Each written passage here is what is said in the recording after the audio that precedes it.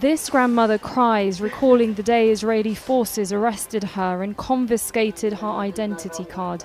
She doesn't know if she'll be able to return to Gaza anytime soon.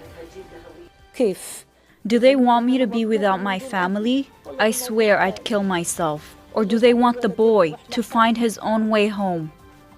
Her grandson sits by her as she explains how Israeli forces arrested 11 people from this hospital in occupied East Jerusalem for overstaying on the Israeli permit that allowed them to leave Gaza for medical treatment before the war. For 2 hours I was interrogated. The officer told me they'll send us to the West Bank, but I started screaming that I won't be separated from my grandson.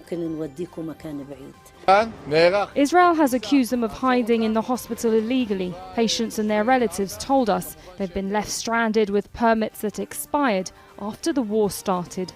This is the number. The hospital director says he notified Israeli authorities in an attempt to get the permits extended. Because of the war, they are not able to go home, and some of them are still in treatment. Some of them finished their treatment. And they all of them, they are now in trouble because they are not allowed to go to Gaza. And where to go with them? Israel's 17-year blockade on Gaza has forced people to seek medical treatment in hospitals outside the Strip. Israel controls who enters and who leaves, and since the war, it's detained thousands of them or sent them to the occupied West Bank. Some of those expelled from Israel last week have told Al Jazeera that they were arrested and tortured for no reason after Hamas's attack. This hospital is funded entirely through charity, with 70% of patients from occupied West Bank and Gaza.